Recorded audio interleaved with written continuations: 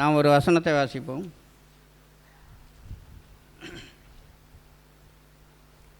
மத்தேயு 26ஆம் அதிகாரம் 36ஆம் வசனம் 37ஆம் வசனம்.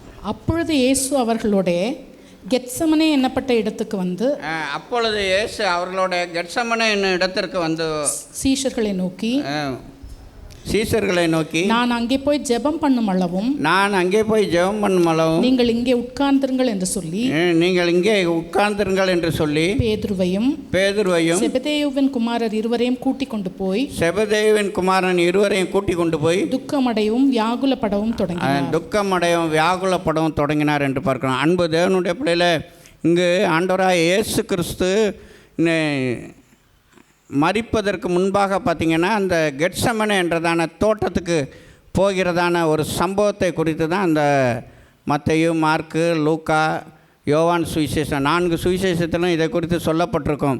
அன்பு தேவனுடைய பிள்ளைய, இன்றைய நாட்களில் இந்த லென்த் டேஸில் நம்ம ஆண்டவராகிய இயேசுனுடைய பாடு மரணங்களை குறித்து சிந்திக்கிறதான நம்முடைய வாழ்க்கையில் இந்த கால வேளையில் அந்த கெத்சமனே தோட்டத்தை குறித்து நம்ம என்னென்னா அநேக காரியங்களை நம்ம சிந்திப்போம். இந்த கெத்சமனே தோட்டத்துக்கு ஆண்டவராகிய இயேசு கிறிஸ்துவும் சீஷர்களும் அடிக்கடி அங்கே என்னென்னா அந்த தோட்டத்துக்கு அடிக்கடி போனவர்கள். இந்த தோட்டம் எந்த இடத்துல இருக்குன்னா, இஸ்ரேல் தேசத்தில் ஒலிவ மலைக்கு கீழே கீதரோன் என்றதான ஒரு ஆறு ஓடுகிறது. அந்த ஆட்டுக்கு பக்கத்தில் தான் இந்த தோட்டம் இருக்கிறது. இந்த தோட்டம் எப்பொழுதும் பார்த்திங்கன்னா நன்றாக செழிப்பாக இருக்கும், அனைத்து மரங்களும் காணப்படும். இந்த தோட்டத்துக்கு ஆண்டவராக இயேசு கிறிஸ்து அடிக்கடி போனதனுடைய நோக்கம் எதற்காக என்றால், பிதாவோடு தனித்து ஜெபிப்பதற்காக அவர் அடிக்கடி அந்த இடத்துக்கு போயிருக்கிறார்.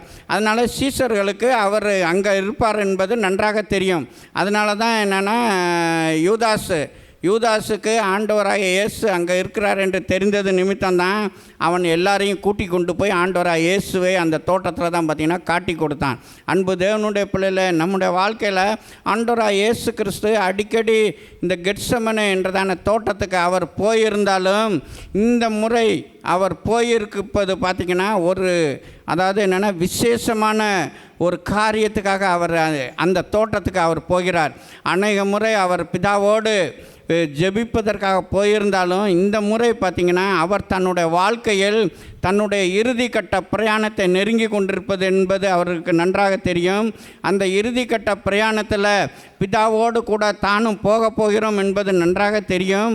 ஆனாலும் என்னென்னா, இதற்கு இடையில் பார்த்திங்கன்னா சத்துருவாகிய பிசாசானவன் அநேக காரியங்களை அவருக்கு எதிராக கொண்டு வருவது நிமித்தமாக அவர் அந்த கெத்சமனே தோட்டத்தில் போய் அவர் பார்த்திங்கன்னா அவருடைய இரத்தம், அதாவது அவருடைய வேர்வை இரத்தமாக தரையில் சிந்தத்தக்கதான வகையில் அவ்வளவு தூரம் பார்த்திங்கன்னா அவர் ஜெபித்தார். காரணம் என்னென்றா, அதாவது என்னென்னா அந்த இடத்துல பிசாசுக்கும் பார்த்திங்கன்னா தேவனுக்கும் பார்த்திங்கன்னா ஒரு யுத்தத்தை அவர் எதிர்கொள்ளப் போகிறார். அந்த யுத்தத்தில் ஆண்டவர் ஜெயம் பெற வேண்டும் என்பதற்காக அவர் பார்த்திங்கன்னா அதற்கேற்றதான ஒரு பலனை பெற்றுக்கொள்வதற்காக அந்த தோட்டத்துக்கு அவர் போகிறார். அன்பு தேவனுடைய பிள்ளையே, அவர் என்னென்னா அந்த கெத்சமனே தோட்டம் மிகவும் ஒரு அழகான தோட்டம். அந்த அழகான தோட்டத்துக்கு அவர் போனதின் நிமித்தமாக தான் உங்களையும் என்னையும் ஒரு அழகான தோட்டமாக மாற்றுவதற்காக தான் அவர் அந்த கெத்சமனே அனுபவத்துக்கு நேராக போனார் என்பதை நீங்கள் நன்றாக அறிந்து கொள்ளுங்கள். அன்பு தேவனுடைய பிள்ளைய, இன்றைய நாட்களில் சபை என்பது ஒரு தோட்டத்துக்கு ஒப்பிட்டு சொல்லப்பட்டிருக்குது. அதை தான் பார்த்திங்கன்னா உன்னத பாட்டு 4ஆம் அதிகாரத்தில் அந்த கடைசி பகுதியில் சொல்லப்பட்டிருக்கும். அதில் பாருங்கள், சகல விதமான கனிமரங்களும் இருக்கும் என்று சொல்லப்பட்டிருக்கிறது. அதில் சுலமித்யா சொல்கிறார், என் நேசர் தம்முடைய தோட்டத்துக்கு அருமையான கனிகளை புசிப்பாராக என்று அந்த கடைசி வசனம் நினைக்கிறேன். வாடையை எழும்பு தென்றலே வீசு கந்த பிசுன்கள் வடிய என் தோட்டத்தில் வீசு என் நேசர் தம்முடைய தோட்டத்துக்கு வந்து தமது அருமையான கனிகளை புசிப்பாராக என்று. அன்பு தேவனுடைய பிள்ளையே, உங்களையும் என்னையும் அருமையான ஒரு தோட்டமாக மாற்றுவதற்காக தேவன் இந்த கெத்சமனே என்றதான தோட்டத்தில் போய் அவர் பாருங்கள் தன்னுடைய வேர்வை இரத்தமாக சிந்தத்தக்கதான வகையில் அவர் ஜெபித்தார் என்று பார்க்கிறோம். அன்பு தேவனுடைய பிள்ளையை நம்முடைய வாழ்க்கையிலும் அவர் நம்முடைய வாழ்க்கையிலும் இந்த கெத்செமனே தோட்டத்தின் அனுபவம் ஒவ்வொருவருடைய வாழ்க்கையிலும் தேவை என்பதை இந்த கால வேளையில் சிந்தித்துக் கொள்ளுங்கள். ஆண்டவராகிய இயேசு கிறிஸ்துவினுடைய பாடு மரணங்களை எல்லாம் உயிர்த்தெழுதலை எல்லாம் நம்ம சிந்தித்து கொண்டிருக்கிறதான நம்முடைய வாழ்க்கையில் அவருடைய அந்த சென்றதான அந்த பாதையை நம்முடைய வாழ்க்கையில் நம்ம அனுபவமாக்கி கொள்ளுகிறோமா என்பதை இந்த கால வேளையை நம்ம சிந்திக்கிறவர்களாக இருக்க வேண்டும். அன்பு தேவனுடைய பிள்ளையை அவர் தேவனுடைய குமாரனாக காணப்பட்டாலும் அவருக்கே இப்படிப்பட்டதான பாதை வழியாக கடந்து போவாரே. ஆனால் நீங்களும் நானும் எம்மாத்திரம் நம்மளும் அப்படிப்பட்டதான ஒரு பாதையின் வழியாக கடந்து போக வேண்டும். இந்த கெத்செமனேல ஆண்டவர் எப்படிப்பட்டதான பாதையின் வழியாக கடந்து போனார் என்பதை ஒரு சில வசனங்கள் மூலமாக நம்ம சிந்திப்போம். அப்படிப்பட்ட காரியங்கள் நம்முடைய வாழ்க்கையிலும் இந்த கால வேளையில் காணப்படுவது மிகவும் அவசியமாக இருக்கிறது. முதலாவதாக அவர் பார்த்திங்கன்னா கெத்செமனே தோட்டத்தில் அவர் பார்த்திங்கன்னா ஜெபித்தார் என்று நம்ம பார்க்கலாம். லூக்கா 22:44 வாசிங்களேன். கெத்செமனே என்பது முதலாவதாக ஒரு ஜெப ஜீவியத்துக்கு ஒப்பிட்டு அங்கு சொல்லப்பட்டிருப்பதை நம்ம பார்க்கலாம். அவர் மிகவும் வியாகுலப்பட்டு அதிக ஊக்கத்தோட ஜெபம் பண்ணி அவருடைய வேர்வை இரத்தத்தின் பெருந்துளிகளாய் தரையில் விழுந்தது என்று பார்க்கிறோம். அவர் பாருங்க வியாகுலப்பட்டு ஜெபம் பண்ணினார் என்று பார்க்கிறோம். அன்பு தேவனுடைய பிள்ளை அவர் எதற்காக வியாகுலப்பட்டார்? தன்னுடைய காரியத்துக்காக அவர் வியாகுலப்பட்டாரா? இல்லவே இல்லை. மனிதனுடைய பாவத்தை போக்குவதற்காக அவர் சிலுவை மரணத்துக்கு நேராக இறுதியான ஒரு யாத்திரைக்கு நேராக அவர் கடந்து போய் கொண்டிருக்கும் பொழுது அந்த சிலுவை மரணத்தை எதிர்கொள்வதற்கு ஏற்றதான வகையில் அவருக்குள்ள ஒரு ஆயத்தத்தை அந்த இடத்துல பார்த்திங்கன்னா அவர் பெற்றுக்கொள்கிறார். அந்த சிலுவை மரணத்துக்கு அவர் ஆயத்தமாவதற்காக தான் அவருடைய வேர்வை பார்த்திங்கன்னா இரத்தமாக சிந்தக்கூடியதான அளவில் அவர் ஜெபித்தார் என்று பார்க்கிறோம். அதோடு மட்டும் இல்லாமல் அவரோடு கூட பாருங்கள் ஜெபத்தில் சப்போர்ட் பண்ணுவதற்காக வேண்டி சீசர்களை கூட்டி கொண்டு போகிறார். பேதுருவை கூட்டி கொண்டு போகிறார். அதே நேரத்தில் யோவானை கூட்டி கொண்டு போகிறார். யாக்கோபை கூட்டி கொண்டு போகிறார். 3 சீசர்களையும் அவர் கூட்டி கொண்டு போய் அங்கே போய் ஒரு இடத்துல இருக்க வச்சுட்டு நீங்களும் ஜெபம் பண்ணுங்க, நான் போய் ஜெபம் பண்ணுறேன்னு சொல்லிட்டு சற்று தனித்து போய் அவர் பிதாவோடு ஒன்றித்து ஜெபிப்பதை நம்ம அந்த இடத்துல நம்ம நன்றாரியம். அன்பு தேவனுடைய பிள்ளைய அந்த இடத்துல பாருங்கள் அவர் ஜெபித்து விட்டு வருகிறார். அவருக்கு பாருங்கள் ஜெபத்தில் உதவி செய்வதற்கு யாருமே கிடையாது. இன்றைக்கு பாருங்கள் உங்களுக்கும் எனக்கும் உதவி செய்வதற்கு சகோதரர் இருக்கிறாரு, அவர் இருக்கிறாரு, இவர் இருக்கிறாருன்னு அநேக அட்ரஸுங்கள் வருது. அந்த அட்ரஸில் நம்மளும் எழுதி போடுறோம். அவங்க ஜெபித்துருவாங்கன்ட்டு நம்ம பாட்டுக்கு ஈஸியாக நம்ம அந்த சீசர்களைப் போல் நாமும் தூங்கி கொண்டே இருக்கிறோம். அன்பு தேவனுடைய பிள்ளைய இது என்னென்னா வேதத்தின்படி சரியான ஒரு ஒழுங்கு அல்ல என்பதை நீங்கள் நன்றாக அறிந்து கொள்ளுங்கள். ஆண்டவராகிய இயேசு கிறிஸ்துவே கெத்செமனேயில் ஜெபிக்க வேண்டியதான ஒரு அனுபவத்துக்கு நேராக கடந்து போவாரே. ஆனால் நீங்களும் நானும் அதை காட்டிலும் பார்த்திங்கன்னா அதிகமாக ஜெபிக்கக்கூடியவர்களாக காணப்பட வேண்டும். இந்த இடத்துல பாருங்கள் கூட என்னென்னா சப்போர்ட் பண்ணுவாங்க என்று கூட்டி கொண்டு போனதான சீசர்கள் கூட பாருங்கள் தூங்கி விட்டார்கள். ஆனால் தேவன் பாருங்கள் தனிமையாக அவர் போராட வேண்டியதாயிற்று. ஏனென்றால் அவர் சந்திக்க போகிறதான யுத்தத்தில் ஜெயம் பெறுவதற்கு அவர் தனியாக போராட வேண்டியதான ஒரு சூழ்நிலையை அந்த இடத்துல நம்ம நன்றாக அறியலாம். அன்பு தேவனுடைய பிள்ளைய உங்களுடைய வாழ்க்கையிலும் என்னுடைய வாழ்க்கையிலும் அநேக வாழ்க்கை என்பதே போராட்டம் என்று பார்த்திங்கன்னா நம்ம பாட்டு பாடுகிறோம். இந்த போராட்டமான வாழ்க்கையை நம்ம எதிர்கொள்ள வேண்டுமானால் உங்களுடைய வாழ்க்கையிலும் என்னுடைய வாழ்க்கையிலும் இப்படிப்பட்டதான தனித்து ஜெபிக்க வேண்டியதான தனித்து போராடக்கூடியதான அந்த ஜெப ஜீவியம் நம்முடைய வாழ்க்கையில் இருக்கிறதா என்பதை இந்த கால வேளையில் நாம் சிந்திக்கிறவர்களாக இருக்க வேண்டும். அன்பு தேவனுடைய பிள்ளைய கெத்செமனே என்றாலே ஜெபத்துக்கு அது அடையாளமாக காணப்படுகிறது. அன்பு தேவனுடைய பிள்ளைய உங்களுடைய ஜெப ஜீவியம் எப்படிப்பட்டதாக காணப்படுகிறது? இன்றைக்கும் பாருங்கள் சபையில் ஒரு கூட்டத்தார் ஜெபித்து கொண்டிருப்பாங்க, ஒரு கூட்டத்தார் பார்த்திங்கன்னா தூங்கி கொண்டிருக்கிறார்கள். அதுதான் இன்றைக்கும் பாருங்கள் சபையில் நடந்து கொண்டிருக்குது. அங்கே பாருங்கள் எல்லாரும் சேர்ந்து ஜெபிப்பதற்காக தான் போனாங்க. ஆனால் அந்த இடத்துல பாருங்கள் சீசர்கள் பாருங்கள் தூங்கி விட்டார்கள் என்று பார்க்குறோம். அன்பு தேவனுடைய பிள்ளைய சபையில் நமக்கு தூக்கம் வருகிறது என்றால் காரணம் என்னென்னா சபையில் சொல்கிற காரியத்துக்கு கீழ்ப்படிஞ்சு கரெக்டாக செஞ்சால் எந்த விதத்துலையுமே தூக்கம் வராது.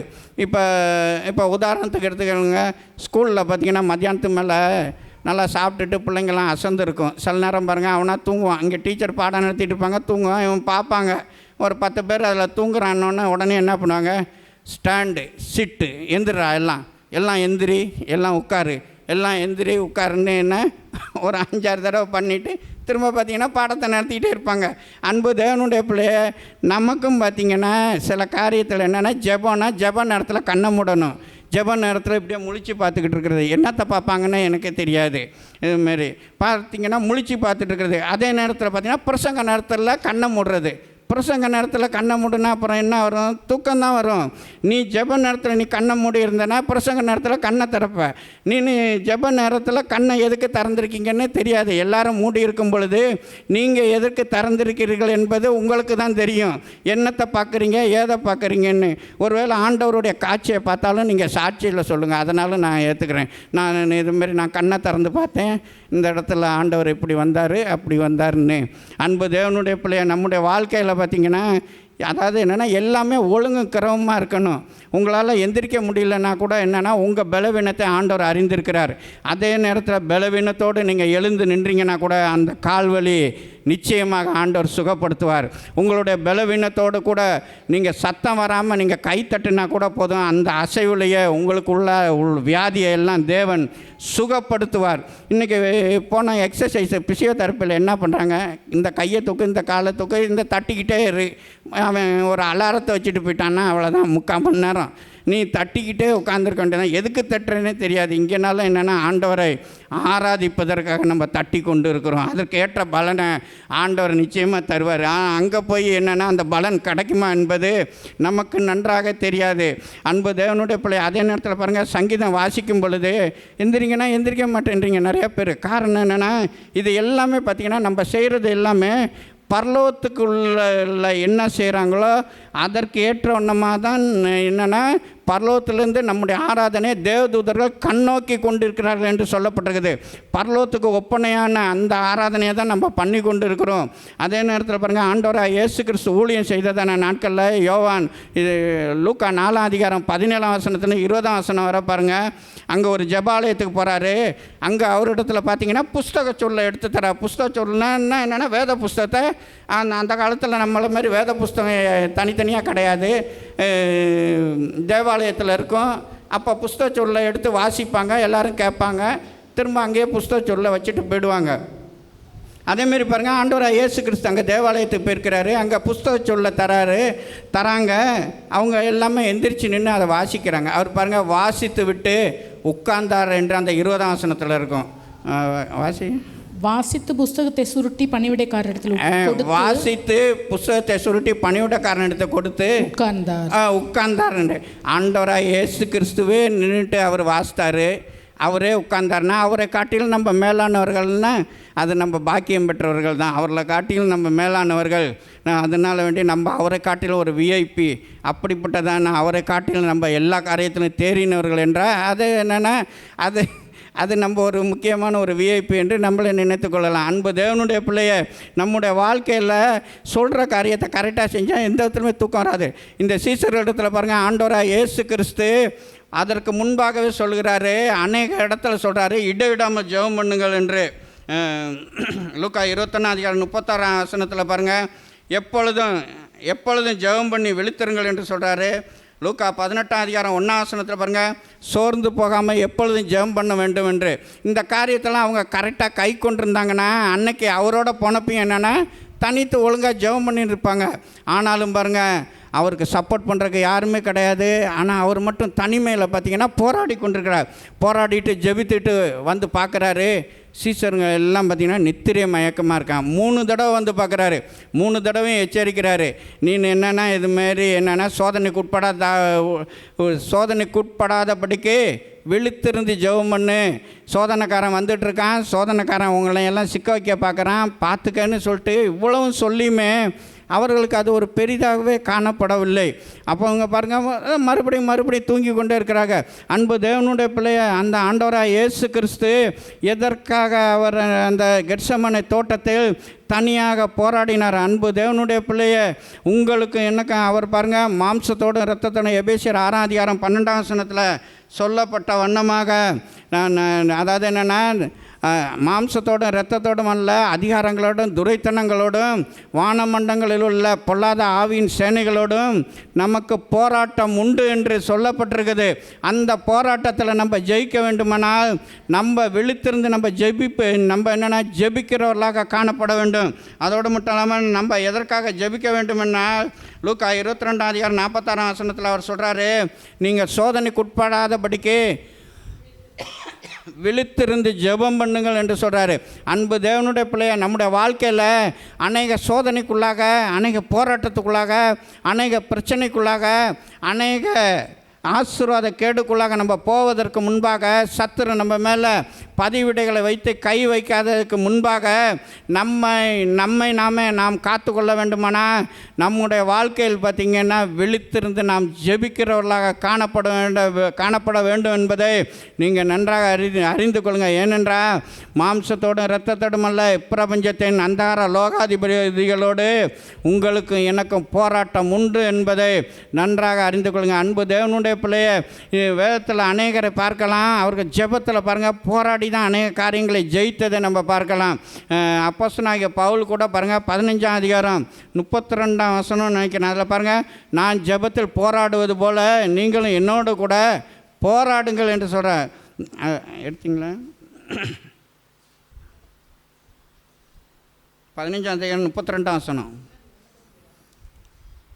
ரோமர் 15:32 பாருங்கள், நான் ஜெபத்தில் போராடுவது போல் நீங்களும் என்னோடு கூட போராட வேண்டும் என்று கர்த்தராகிய இயேசு கிறிஸ்துவின் நிமித்தமும் ஆவியானவருடைய அன்பின் நிமித்தமாக உங்களை நான் வேண்டிக் கொள்கிறேன்றாரு. நீங்களும் என்னென்னா ஜெபத்தில் நான் எப்படி போராடுறேனோ அதேமாரி நீங்களும் என்னென்னா போராடுங்கள் என்று. அன்பு தேவனுடைய பிள்ளைய நம்முடைய வாழ்க்கையில் பாருங்கள், ஒரு வரி ஜெபத்தோடு இன்றைக்கு அநேகர் போய்கொண்டு இருக்கிறார்கள். அன்பு தேவனுடைய பிள்ளைய நம்முடைய வாழ்க்கையில் நம்முடைய பிள்ளைகள் நன்றாக இருக்க வேண்டுமானால், நம்முடைய குடும்பங்கள் நன்றாக இருக்க வேண்டுமானால், நம்முடைய தலைமுறை நன்றாக இருக்க வேண்டுமானால், நம்முடைய வாழ்க்கையில் பார்த்திங்கன்னா நாம் ஜெபாவி உள்ளவர்களாக காணப்பட வேண்டும். எப்பொழுதும் விழித்திருந்து ஜெபிக்கிறவர்களாக காணப்பட வேண்டும். இன்றைக்கு அநேகருடைய வாழ்க்கையில் ஆண்டவராகிய இயேசு கிறிஸ்து அவர்களை சந்திக்கிறதான நேரத்தை அவர்கள் சரியாக பிரயோஜனப்படுத்தாத நிமித்தம்தான் அவர்களுடைய வாழ்க்கையிலெல்லாம் அநேக பிரச்சனைகள் என்பதை நன்றாக அறிந்து கொள்ளுங்கள். அதை தான் அவர் பாருங்கள் லூக்காவில் சொல்கிறாரு, உன்னை சந்திக்கும் காலத்தை நீர் அறியாமல் போனபடியால். லூக்கா 19:43 பாருங்கள், உன்னை சந்திக்கும் காலத்தை நீர் அறியாமல் போனபடியால் உன் சத்துரு உன்னை சுற்றிலும் சூழ பாளையம் இறங்கி சூழ மதில் போட்டு உன்னை வளைந்து கொண்டு எப்பக்கத்தில் உன்னை நெருக்கி உன்னையும் உன்னில் உள்ள உன் பிள்ளைகளையும் தரையாக்கி போடும் வரைக்கும் போதும். அவன் பாருங்கள், அது வரைக்கும் என்னென்னா சத்துரு செய்வான். உன்னையும் உன்னுடைய பிள்ளைகளை எல்லாம் ஒன்றும் இல்லாமல் ஆக்குற வரைக்கும் அவன் என்னென்னா சுற்றிலும் மதில் போடுவான். இன்றைக்கு பாருங்கள், இரவு வேளையில் ஆண்டவர் சில நேரத்துலலாம் நம்மளை வந்து எழுப்புறாரு. ஆண்டவர் என்னென்னா ஜெபிப்பதற்காக எழுப்புறாரு. ஆனால் நம்ம என்னென்னா மறுபடியுமாக திரும்பி படுத்துக்கொண்டு நம்ம என்னென்னா சுகபோகமான ஒரு நித்திரையை நம்ம எதிர்பார்த்து நம்ம தூங்கி கொண்டிருக்கிறோம். அதே நேரத்தில் சிலருடைய வாழ்க்கையை பாருங்கள், 12-1 மணிக்கு கூட பாருங்கள் ஏதாச்சும் ஒரு மெசேஜ் வரும், அதுக்கு உடனே பார்த்திங்கன்னா ரிப்ளை போடுவாங்க. சரி, இவ்வளோ நேரம் முழிச்சிருக்கிறோம், ஆண்டவருடைய சமூகத்தில் இன்றைக்கி ஒரு மணி நேரம் ஜெபம் பண்ணுவோம் இந்த ராத்திரிலேயே, நமக்கு தூக்கம் வரலன்னு சொல்லிட்டு யாராச்சும் ஜெபிக்கிறார்களா? அதுக்கு ஒரு முக்கியத்துவமே தரமாட்டாங்க. அதே நேரத்தில் பாருங்கள், இரவு 12-1 மணிக்கெலாம் அன்பு தேவனுடைய பிள்ளைகளை நீங்கள் ஒரு வேளை மற்றவர்களை மறைச்சிடலாம். இல்லை, நான்லாம் அப்படிலாம் பண்ணுறதில்ல, அப்படிலாம் மெசேஜெல்லாம் அனுப்புறதில்ல. சிலர்லாம் பாருங்கள், பர்த்டே அப்போல்லாம் பாருங்கள், அந்த 12 மணிக்கெலாம் எப்படா 12 மணி பிறக்கும், 1 மணிக்கு பிறக்கும்னு சொல்லிட்டு முழிச்சு இருந்துக்கிட்டுலாம் பார்த்திங்கன்னா அனுப்புறது. அன்பு தேவனுடைய பிள்ளைய நீ என்னென்னா மனுஷர் இடத்துல மறைச்சிடலாம், ஆனால் இந்த மொபைலில் மறைக்க முடியாது. எத்தனை மணிக்கு நீங்கள் எங்கெங்கே அனுப்புனீங்கன்றதை இதை ஓப்பன் பண்ணாவே ஆண்டவரை கரெக்டாகவே இதுவே சாட்சி உங்களுக்கு எதிராகவே சொல்லணும், நீங்கள் எத்தனை மணிக்கு எங்கே மெசேஜ் அனுப்புனீங்கன்னு. நம்ம ஒரு வேளை சொல்லலாம், இல்லையே நான் அது மாதிரிலாம் பண்ணுறது இல்லையே, நான் அது மாதிரிலாம் செய்கிறது இல்லையேன்னு சொல்லிட்டு. அதே நேரத்தில் சிலர் பாருங்கள் தேவையில்லாததுக்கெல்லாம் பாருங்கள் ரிப்ளை அப்ளை பண்ணிகிட்டு இருப்பாங்க. ஆனால் அதே நேரத்தில் இரவு நேரங்களில் 1 மணி நேரமாவது விழித்திருந்து ஜெபிக்கும் அனுபவம் உங்களுக்கு உண்டா என்பதை இந்த கால வேளையில் நீங்கள் சிந்திக்கிறவர்களாக இருக்க வேண்டும். அன்பு தேவனுடைய பிள்ளைய உன்னுடைய வாழ்க்கையில் விழித்திருந்து ஜெபிக்க முடியாத காரணத்தின் நிமித்தம்தான் உன்னுடைய குடும்பங்களில் அநேக பிரச்சனைகள், உங்களுடைய குடும்பங்களில் பார்த்திங்கன்னா அநேக சத்துரு பார்த்திங்கன்னா பதிவிடை வைத்து அநேக ஆசீர்வாதங்களை பார்த்திங்கன்னா உங்களிடத்திலிருந்து பிடுங்கி கொண்டு போகிறான். அதனால் இன்றைக்கு ஒரு தீர்மானம் எடுங்க. ஆண்டவரே, கெத்செமனே அனுபவத்துக்கு நேராக வருகிறேன். என்னால் இன்னும் 1 மணி நேரமாவது நான் இரவு நேரங்களில் நான் விழித்திருந்து ஜெபிக்கிறேன். எனக்காக வேண்டி, சபைக்காக வேண்டி, விசுவாச குடும்பத்துக்காக வேண்டி, அதே நேரத்தில் ஊழியங்களுக்காக வேண்டி, என்னுடைய குடும்பத்துக்காக வேண்டி நான் ஜெபிக்கிறேன் என்று ஒரு தீர்மானம் எடுத்து நீங்கள் ஜெபியுங்கள். உங்களுடைய வாழ்க்கையில் காணப்படுறதான வறுமைகள், பிரச்சனைகளை எல்லாம் தேவன் இந்த மாதத்திலேயே மாற்றி போடுவார். ஷாரா ரபா ஷாரா ரபா. அன்பு தேவனுடைய பிள்ளை, அதனால் நீங்கள் என்னென்னா சோர்ந்து போகாதீங்க. அநேக காரியங்களை அநேக நேரங்களில் நீங்கள் நினைக்கிறீங்க, நான் அதை கேட்டுட்ருக்கேன், எத்தனையோ வருஷமாக கேட்டுக்கொண்டிருக்கிறேன், பெற்றுக்கொள்ள முடியவில்லை என்று நீங்கள் நினைக்கிறீங்க. பெற்றுக்கொள்ள முடியாத காரணம் என்ன என்பதை நீங்கள் என்றாவது ஒரு நாள் அறிந்தீர்களா? நீங்கள் அதற்காக வேண்டி பாரப்பட்டு என்னைக்காவது 1 மணி நேரமும் நீங்கள் ஜெபித்தீர்களா? உபவாசம் இருக்க வேண்டாம், 1 மணி நேரம் அதுக்காக வேண்டி எடுத்து பாரப்பட்டு நீங்கள் ஜெபித்திருக்கிறீர்களா? இல்லை, அவங்கள்ட்ட சொல்லியிருக்கேன், இவங்கள்ட்ட சொல்லியிருக்கேன், அவங்க ஜெயிப்பாங்க, இவங்க ஜெயிப்பாங்கன்னு சொல்லிட்டு நம்ம பாட்டுக்கு பேசாமல் இருந்து விடுகிறோம். அன்பு தேவனுடைய பிள்ளைய, நம்முடைய வாழ்க்கையில் பார்த்திங்கன்னா ஜெபாவியை தேவன் எதிர்பார்க்கிறார். இந்த இடத்துல கெத்செமனேல ஆண்டவர் எதற்காக வேண்டி அவர் போராடி ஜெபித்தார். அவரை குறித்து பாருங்கள், அவரை குறித்து சொல்லப்பட்டது எபிரேயரில், அவர் மாம்சத்தில் இருந்த நாட்களில் தம்மை மரணத்தினின்று விடுதலையாக்குறவரை நோக்கி, எபிரேயர் 5ஆம் அதிகாரம் 7ஆம் வசனம் தான். அவர் மாம்சத்தில் இருந்த நாட்களில் தம்மை மரணத்தினின்று ரட்சிக்க வல்லமை உள்ளவரை நோக்கி பலத்த சத்தத்தோடும் கண்ணீரோடும் விண்ணப்பம் பண்ணி வேண்டுதல் செய்து தமக்கு உண்டான பயபக்தி நிமித்தம் கேட்கப்பட்டு என்று சொல்லப்பட்டு. அவர் பாருங்கள், மாம்சத்தில் இருந்த நாட்களே தன்னை மரணத்தின்று விடுதலையாக்குறவரை. இந்த இடத்துல ஒரு காரியத்தை நீங்கள் சிந்திக்க வேண்டும். ஆண்டவர் இதுமாரி மரணத்தின்று விடுதலையாக்குவதற்காக விண்ணப்பம் பண்ணார், வேண்டுதல் பண்ணார். அவருக்கு இருந்த பயபக்தி நிமித்தம் கேட்கப்பட்டு என்று சொல்லப்பட்டிருக்கிறது. அதனால் வேண்டி அவர் என்னென்னா சிலுவை மரணத்துக்கு தன்னை என்னென்னா அதிலிருந்து விடுதலையாக்க வேண்டும் என்று அவருக்கு கேட்டாரா? அதுக்கு பதில் கிடைத்ததா என்று நம்ம நினைக்கலாம். அன்பு தேவனுடைய பிள்ளையே, அதனுடைய அர்த்தம் அது கிடையாது. அவர் என்னென்னா இப்படிப்பட்டதான மரணத்தை நான் சந்திக்க இருக்கிறேன், அதற்கு ஏற்றதான பலனை தான் பார்த்திங்கன்னா தேவன் அவரிடத்தில் கேட்குறாரு. அது என்னென்றா, இப்படிப்பட்டதான கொடூரமான பாவிகள் கைகளில் ஒப்பு கொடுக்கப்படுவார். ஏன்னா அவர் அதுக்கு முன்னாடியே சொல்லிட்டாரு, அவங்க என்னை எப்படிலாம் நடத்துவாங்க, எப்படி பாதை வழியாக நல்லா நடத்துவாங்கன்னெலாம். அதே நேரத்தில் பார்த்திங்கன்னா சத்துரு என்னென்னா எந்த விதத்திலும் மேற்கொள்ளக்கூடாது. ஏனென்றால் அவருடைய பலி என்னன்னா அதாவது பழுதற்ற பலியாக இருக்க வேண்டும் என்பதில் அவர் கடைசி வரை பார்த்திங்கன்னா மிகவும் கவனமாக இருந்தார். ஏன்னா உடனே பழுதற்ற பலியாக இருந்துச்சுன்னா சாத்தான் குற்றஞ்சாட்டிடுவான். அதுக்காக தான் அந்த சாத்தானுடைய வல்லமையை மேற்கொள்வதற்காக தான் அவர் எதற்காக இப்படி ஜெபம் பண்ணார்னா, அதாவது என்னென்னா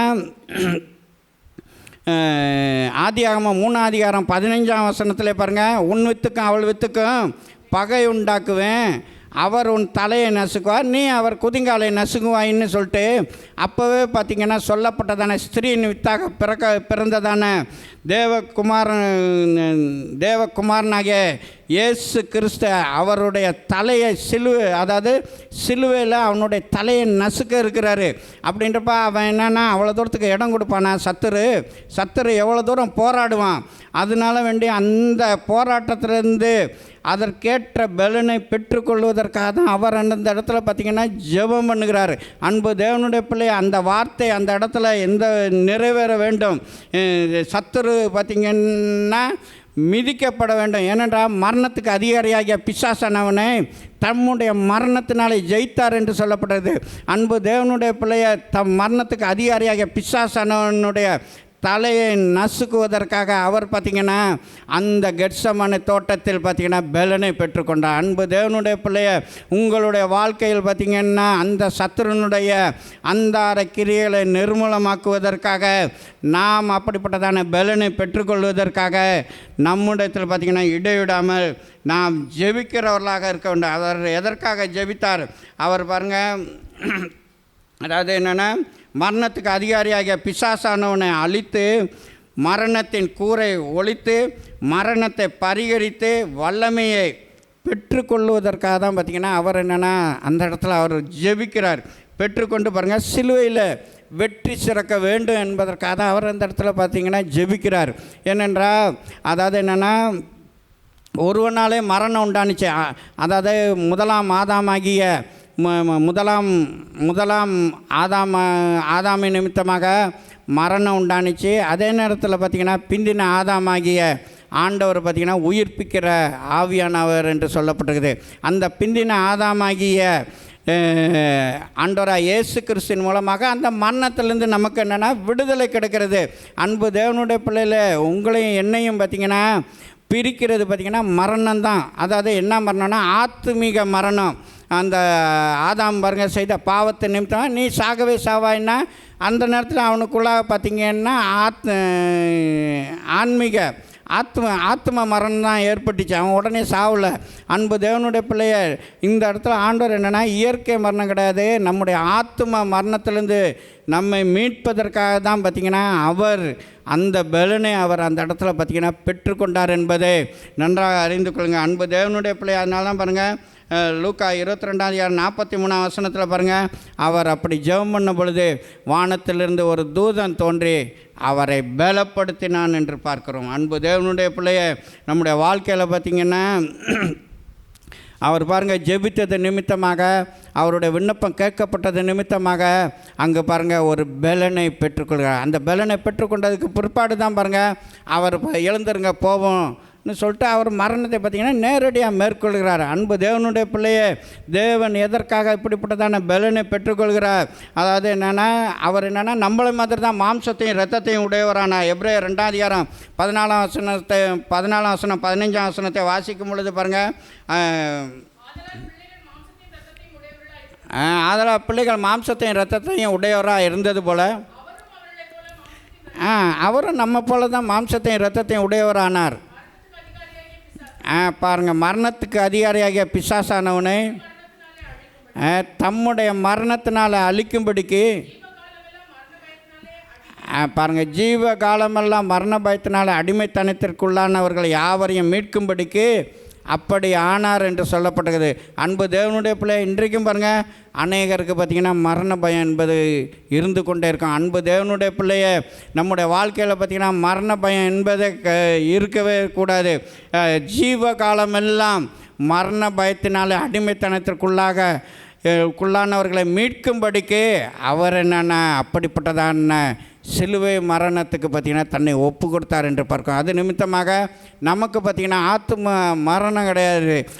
ஆத்ம மரணத்திலேருந்து நம்மளை என்னென்னா விடுவிக்கிறார் அன்பு தேவனுடைய பிள்ளை. அதனால் அதற்காக தான் அவர் பார்த்திங்கன்னா அந்த இடத்துல அவர் கண்ணீர் விட்டு அழுகிறார். அவர் பாருங்கள் வியாகுலப்பட்டார் என்று பார்க்கிறோம், துக்கப்பட்டார் என்று பார்க்கிறோம் அன்பு தேவனுடைய பிள்ளை. ஆனாலும் உடனே ஒரு தூதன் வந்து பலப்படுத்தினான் என்று பார்க்கிறோம். அன்பு தேவனுடைய பிள்ளையை, உங்களுடைய வாழ்க்கையிலும் ஆண்டவராய் இயேசு கிறிஸ்துவை மாம்சத்திருந்த நாட்களில் ஒரு பலனை பெற்றுக்கொள்வதற்காக, அந்த ஒரு உன்னத பலனை பெற்றுக்கொள்வதற்காக அவர் பிதாவை நோக்கி ஜெபிப்பாரே. ஆனால் உங்களுக்கும் எனக்கும் நம்மளும் மாம்சத்தையும் இரத்தத்தையும் உடையவர்களாக தான் இருக்கிறோம், நம்மளும் மாம்சம்தான். ஆனாலும் பார்த்திங்கன்னா இந்த கடைசி மரணமாகிய, அதாவது என்னன்னா சங்கரிக்கப்படும் கடைசி சத்துரு பார்த்திங்கன்னா மரணம். 1 Corinthians 15:45 45 நினைக்கிறேன், 45-26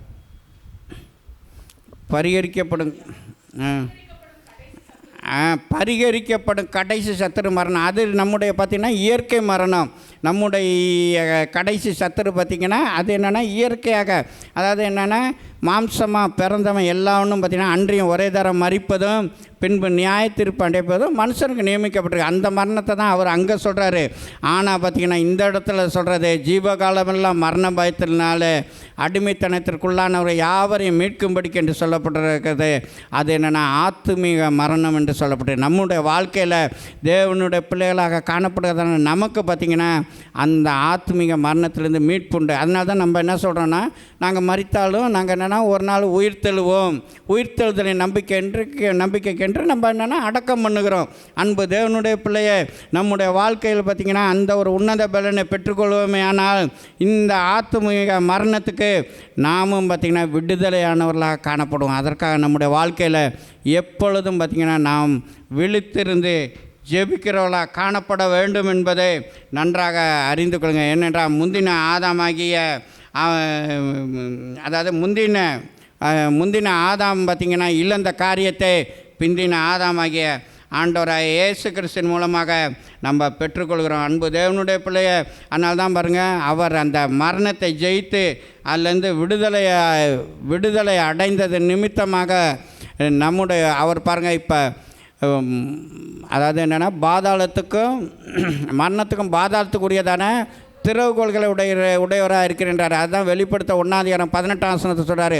மரித்தேன் ஆனாலும் இதோ சதா காலங்களும் உயிரோடு இருக்கிறேன், இதோ நான் மரணத்துக்கும் பாதாளத்துக்கும் உரிய திறவுகோள்களை உடையவராக இருக்கிறேன் என்று சொல்கிறார். அன்பு தேவனுடைய பிள்ளைய அதனால் நம்முடைய வாழ்க்கையில் எந்த சூழ்நிலையிலும் பார்த்திங்கன்னா மரண பயம் என்பது இருக்கவே கூடாது என்பதை நன்றாக அறிந்து கொள்ளுங்கள். அதை கேட்டதான பேலனை தேவன் தருகிற தேவனாக இருக்கிறார். அதனால தான் ரோமரில் அவர் சொல்கிறாரு, அதாவது 1ஆம் ஆதாம் பார்த்திங்கன்னா தோல்வி அடைந்தான்.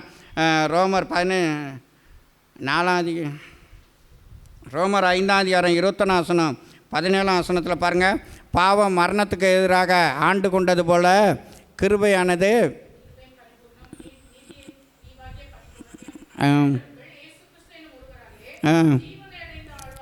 பாருங்கள் நம்மளாம் ஜீவனை அடைந்த ஆழ்வார்கள் என்பது அதிக நிச்சயம்னு சொல்லிட்டு அவர் ரோமரில் எழுதுகிறார். அதே 17 21 பாவம் மரணத்துக்கு எதுவாக ஆண்டு கொண்டது போல் கிருபையானது நம்முடைய கர்த்தராகிய இயேசு கிறிஸ்துவின் மூலமாக நீதியினாலே நித்திய ஜீவனுக்கு ஏதுவாக ஆண்டு கொண்டது என்று பார்க்குறோம். அன்பு தேவனுடைய பிள்ளையே அதனால் நம்முடைய வாழ்க்கையில் இப்படிப்பட்டதான ஒரு கெட்செமனின் அனுபவம் நமக்கு தேவையாக இருக்கிறது. இரண்டாவதாக ஆண்டவராக இயேசு கிறிஸ்து கெட்செமனியில் இரண்டாவதாக பார்த்திங்கன்னா தேவனுடைய சித்தம் செய்வதற்காக அவர் அங்கு ஜெபித்ததை பார்க்கலாம். லூக்கா 22:42 பாருங்கள், பிதாவே உம்முடைய சித்தத்தின்படி பிதாவே உமக்கு சித்தமான இந்த பாத்திரம் என்னை விட்டு நீங்கும்படி செய்யும், ஆனாலும் என் சித்தத்தின்படி அல்ல உம்முடைய சித்தத்தின்படி ஆகக்கடவுது என்று அவர் பார்த்திங்கன்னா சொன்னார். பிதாவினுடைய சித்தத்தை பாருங்கள், அவர் கடைசி வரை பார்த்திங்கன்னா செய்கிறவராக காணப்பட்டார். அன்பு தேவனுடைய பிள்ளைய நம்முடைய வாழ்க்கையில் நம்ம எப்படிப்பட்ட சித்தத்தை நம்ம செய்து கொண்டிருக்கிறோம். அவர் பிதாவின் சித்தத்தை அவர் இந்த பாத்திரத்தை என்னை விட்டு நீக்கிவிடும் என்று அவர் ஜெபிக்கவே கிடையாது. ஆனாலும் என்னென்னா இதோ நான் வருகிறேன் என்று அவர் எதற்காக இந்த உலகத்துக்கு வந்தாரோ அதை நிறைவேற்றுகிறதான அந்த நேரம் வரைக்கும் பார்த்திங்கன்னா அவர் அந்த பிதாவின் சித்தத்துக்காக அவர் பார்த்திங்கன்னா ஜெபிக்கிறவராக அவர் காணப்பட்டார். எபிரேயர் 10:5 பாருங்கள், இதோ ஒரு சரீரத்தை எனக்கு ஆயத்தம் பண்ணினீர்,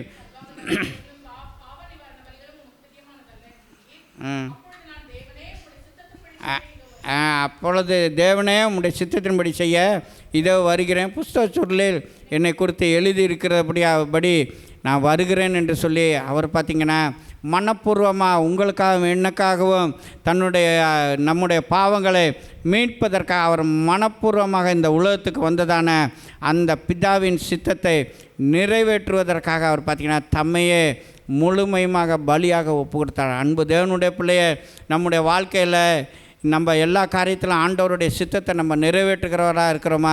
யோவானில் அவர் சொல்கிறாரு, என் பிதாவினுடைய சித்தத்தை செய்து அவருடைய கிரியை முடிப்பதே என்னுடைய போஜனமாக இருக்கிறது என்று அவர் சொல்கிறாரு. நம்ம எப்படிப்பட்டதான சித்தத்தை நம்ம செய்கிறவர்களாக இருக்கிறோம் என்பதை இந்த கால வேளையில் நாம் சிந்திக்கிறவர்களாக இருக்க வேண்டும்.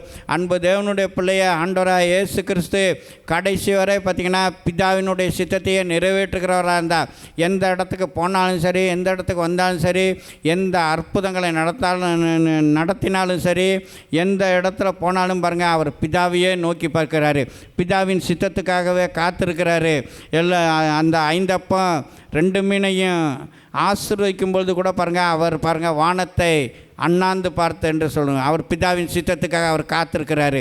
பிதாவே பிதாவே என்று பாருங்கள், கடைசி வரை பிதாவுக்கும் குமாரனுக்கும் இருந்ததான அந்த உறவை பார்த்திங்கன்னா, அன்பை கடைசி வரை பார்த்திங்கன்னா முறிக்கவே முடியலை.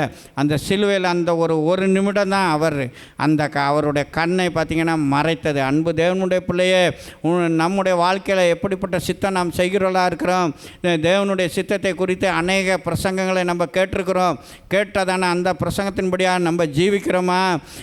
வேதவசனம் சொல்லுகிறது, ஆண்டவராக இயேசு கிறிஸ்து தான் சொன்னார், பரலோகத்தில் இருக்கிற என் பிதாவின் சித்தத்தின்படி செய்கிறவனே பரலோக ராஜ்யத்தை பிரவேசிப்பானே அல்லாமல் என்னை நோக்கி.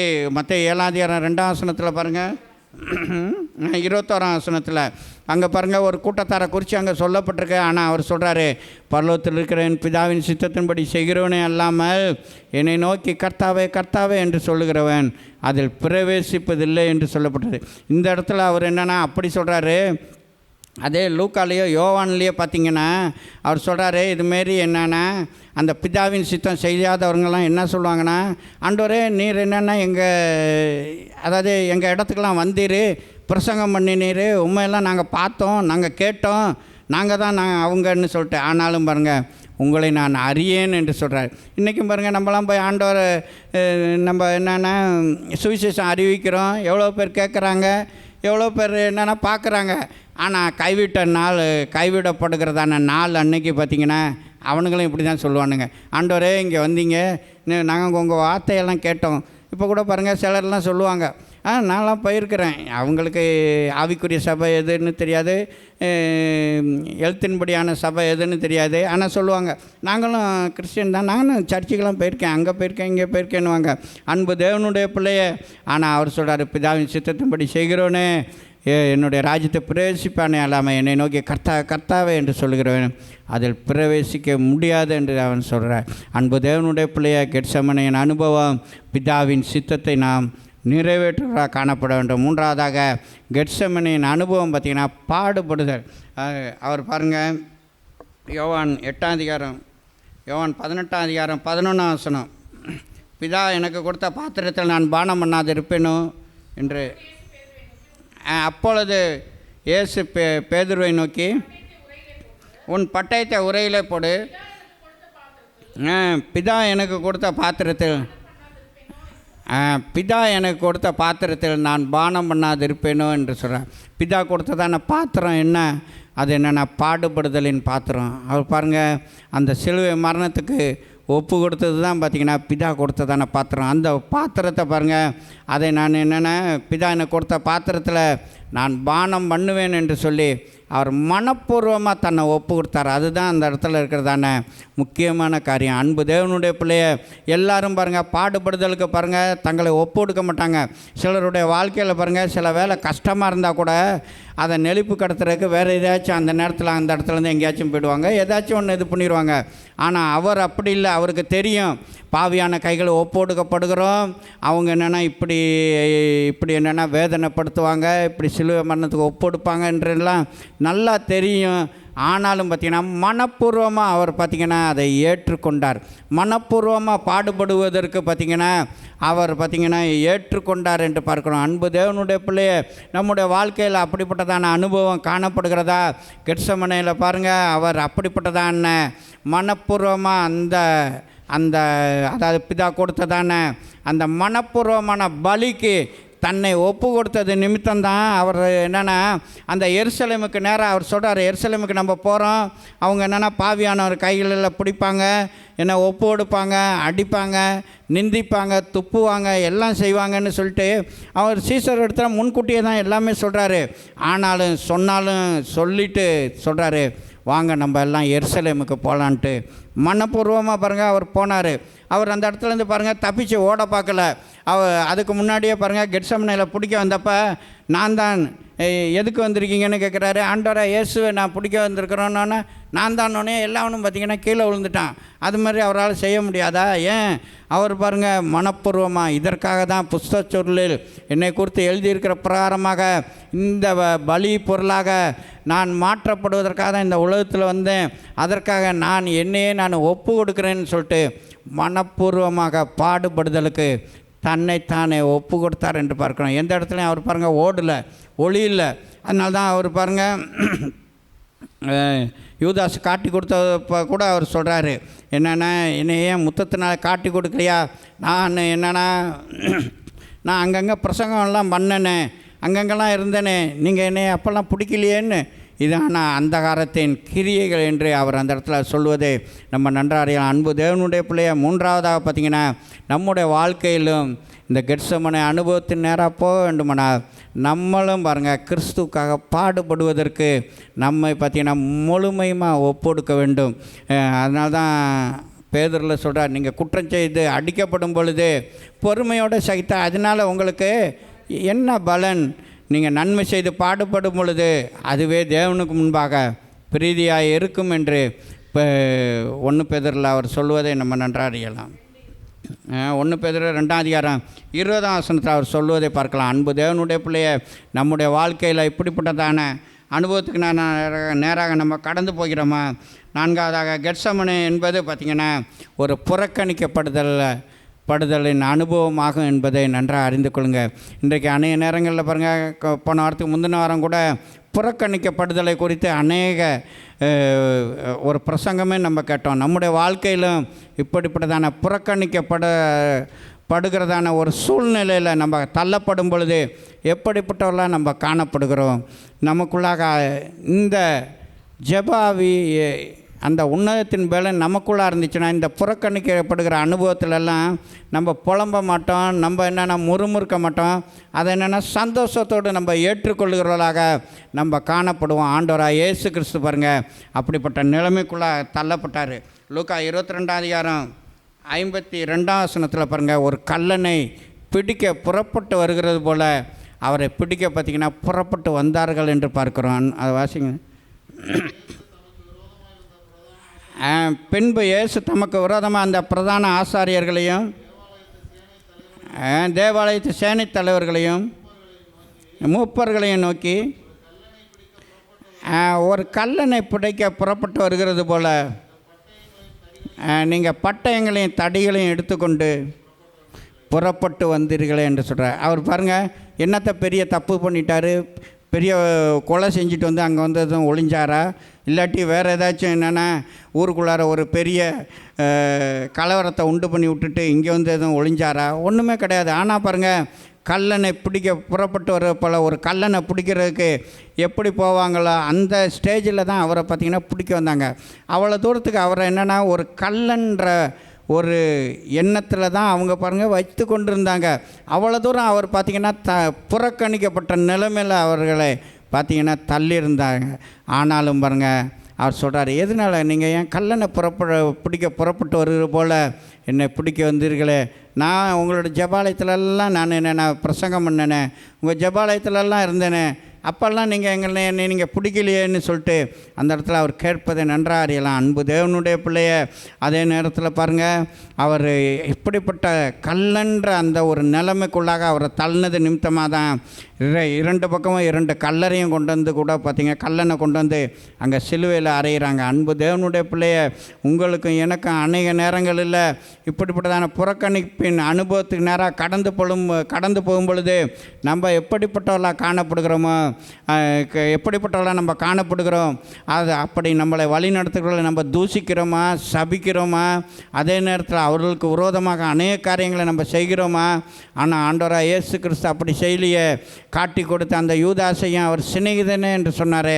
அதேமாரி பாருங்கள் மறுதளித்ததான அந்த பேதுருவையும் பார்த்திங்கன்னா அவர் என்ன சிநேகித்தாரே, அவனை ஒன்றுமே சபிக்கலையே, சபிக்கவும் சத்தியம் பண்ணவும் தொடங்கினானே, அவனெல்லாம் ஒன்றுமே அவர் செய்யவே இல்லையே, கடைசி வரை சிநேகித்தாரே. அதாவது என்னென்னா ஒருவனையும் நான் இழந்து போகேன் என்று சொல்லத்தக்கதான வகையில் எல்லாவனையும் பார்த்திங்கன்னா கடைசி வரை அவர் பார்த்திங்கன்னா என்னென்னா அவருக்கு விரோதமாக அநேக காரியங்களை செய்தாலும் அவர் என்னென்னா எந்த விதத்திலும் பார்த்திங்கன்னா அவர் சோர்ந்து போகலை, அவங்க மேலே சபிக்கலை, அவங்க மேலே வருத்தப்படவே இல்லை. ஆனால் நம்முடைய வாழ்க்கையில் நம்ம எப்படிப்பட்டவர்களாக காணப்படுகிறோம் என்பதை இந்த கால வேலையை சிந்திக்கிறதாக காணப்படுவோம். அன்பு தேவனுடைய பிள்ளைய நம்முடைய வாழ்க்கையில் இப்படிப்பட்டதான கெத்செமனேயின் அனுபவத்துக்குனராக நம்ம வருவோம், காணப்படுவோம். தேவன் தாமே நம்மை ஆசீர்வதிப்பாராக. இந்த கெத்செமனே அனுபவத்தின் இந்த 4 விதமான காரியங்கள் நம்முடைய வாழ்க்கையில் காணப்படட்டும். தேவன் தாமே நம்மை ஆசீர்வதிப்பாராக. கெத்செமனே பூங்காவினில் கதறி எல்லாரும் எழுந்து நிற்போம். ஓசை, கெத்செமனே பூங்காவினில் கதறி அழும் ஓசை, எத்திசையும் தோனிக்கின்றதே, எங்கள் மனம் தீகைக்கின்றதே, கண்கள்